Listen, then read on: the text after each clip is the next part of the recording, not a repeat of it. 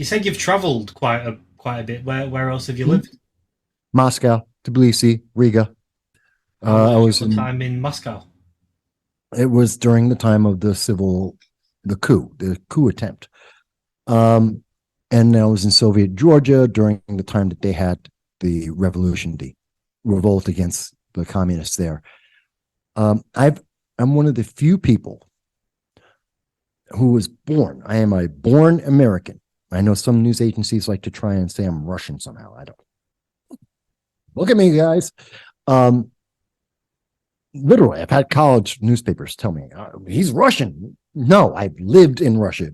They're idiots. Anyway, uh, that was Binghamton University. Yes, I will call them out by name. Stupid. Anyway, um, but it's interesting because when I talk about socialism, I've gone to colleges to talk about socialism, First Amendment, Second Amendment. These are big issues for me. And when I go and talk about communism, it is almost always the case that the proponents who are saying socialism is great, communism is fantastic, this is a new world, we have the solution finally. Not one of them has ever lived in a socialist nation. Not one of them has ever like they maybe they've gone on a visit for a week, maybe 2 weeks as a vacation into a socialist nation, or they're like Jay-Z, where they get the or Sean Penn, where they get the gold ticket tour through the best of things, saying, see how wonderful this is now that we've arranged every single step that you're going to see. It's like the Olympics in Beijing. Oh, yeah, everything's fantastic. Everything's wonderful. Don't let those cameramen walk 2 steps off of the path that we have decided for them and show the world anything but what we have already set up. Communism is like that. And so I have this conversation. I've actually seen communism in its full effect. 75 years of communism, where I'm walking down the street and it is the most individualized dog eat dog system. Guys got vodka. You got extra pair of shoes, which you're going to trade for a pair of sugar, which will get you a bottle of vodka, which can get you a hell of a lot of other stuff. This is the trading system that individuals were going through.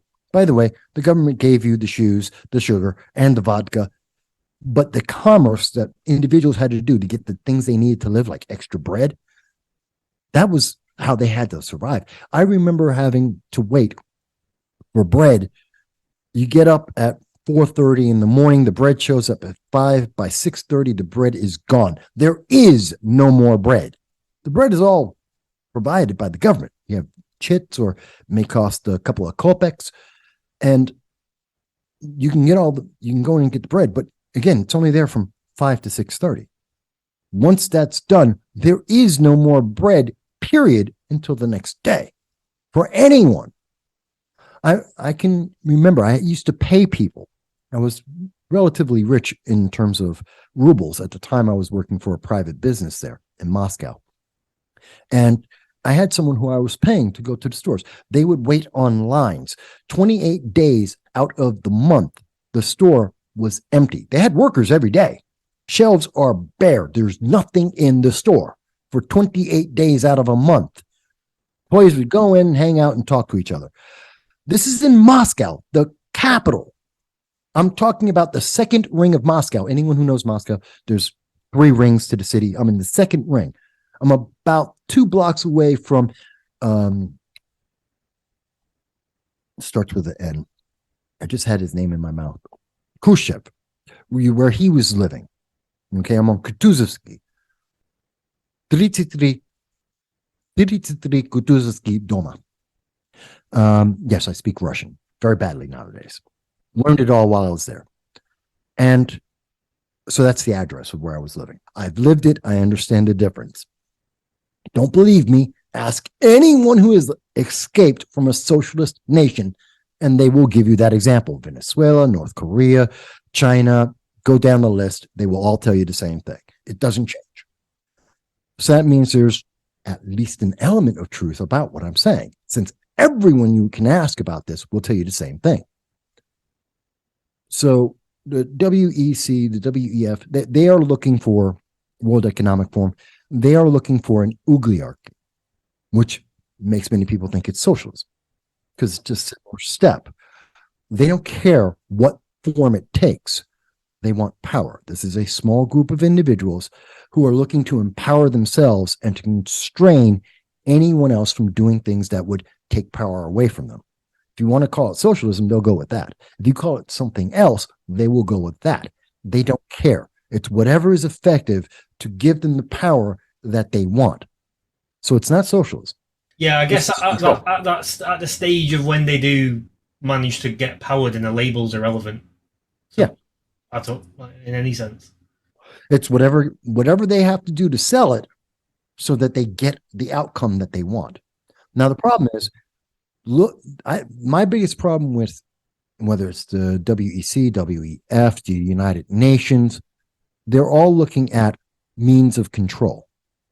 They're trying to institute a system of control that is controlled by a very, very small, minuscule group of individuals with massively wide-ranging ideas that do not work.